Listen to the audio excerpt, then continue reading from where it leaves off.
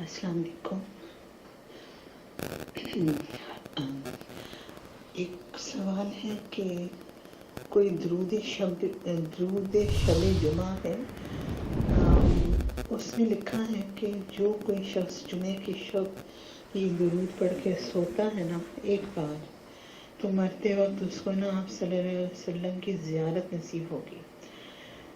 میرا دل تو نہیں مان رہا تھا، مجھے لگتا ہے یہ مدنی جو ہے نا ان لوگوں کا ہے شاید، تو پھر بھی میں نے کہا درود شریف کا معاملہ ہے پوچھوں، تو آپ مجھے بتائیں یہ غلط ہے یا درست؟ جزاک اللہ خیرا۔ نحمدہ و نصلی علی رسولہ الکریم، اما بعد۔ یہ پوسٹ بھی سرکولیٹ کی جا رہی ہے، ویڈیو بھی ہے۔ اللہم صلی وسلم وبارک علی سیدنا محمد النبی الامی الحبیب العالی القدر العظیم عظیم الجاہ وعلی آلہ وصحبہ وسلم۔ کہا جاتا ہے ہر شب جمعہ ایک بار پڑھے مرتے وقت آقا صلی اللہ علیہ وسلم کی زیارت نصیب ہوگی۔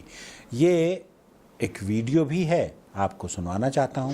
شب جمعہ کا درود پاک جو شخص ہر شب جمعہ یعنی جمعہ اور جمعرات کی درمیانی رات اس درود شریف کو پابندی سے کم از کم ایک مرتبہ پڑھے گا، کم از کم ایک مرتبہ پڑھے گا تو اس کی فضیلت یہ بیان کی گئی ہے کہ اسے سرکار مدینہ کی زیارت کرے گا، اور قبر میں داخل ہوتے وقت بھی یہاں تک کہ وہ دیکھے گا کہ سرکار مدینہ سے قبر میں اپنے رحمت بھرے ہاتھوں سے اتار رہے ہیں۔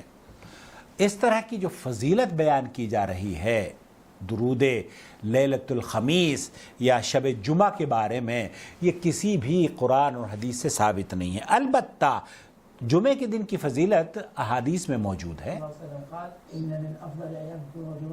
آپ علیہ السلام نے یہ فرمایا ہے کہ سب سے بہترین دن یوم جمعہ ہے۔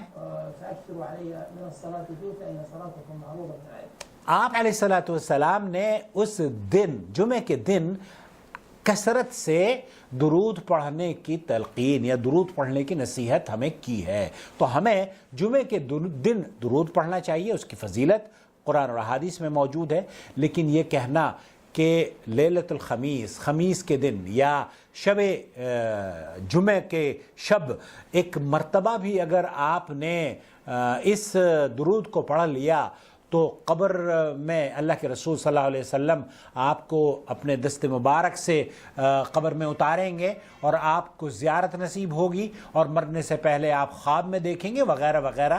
یہ ساری کی ساری فضول باتیں ہیں، قرآن اور احادیث سے ان فضیلتوں کا کوئی ذکر صحیح حدیث میں نہیں ملتا۔ اپنا بہت خیال رکھیں، دعاؤں میں یاد رکھیں، اور اس میں کوئی دو رائے نہیں ہے کہ درود کثرت سے پڑھا کریں جمعے کے دن خاص طور پر اور عام دنوں میں بھی، لیکن یہ تخصیص کرنا کہ اس درود کو اس وقت پڑھنے کی فضیلت یہ ہے، جب ہم فضیلت بیان کرتے ہیں تب ہمیں فضیلت کو ثابت کرنے کے لیے حدیث سے اس کا ثبوت درکار ہوتا ہے، اور صحیح احادیث میں یہ فضیلت جو آپ نے سنی ہے محترم جناب ویڈیو کے ذریعے اور پوسٹ کے ذریعے نشر کر رہے ہیں، اس کی کوئی حیثیت نہیں ہے۔ واللہ تعالی عالم، وصلی اللہ علی نبینا محمد وعلی آلہ وصحبہ اجمعین۔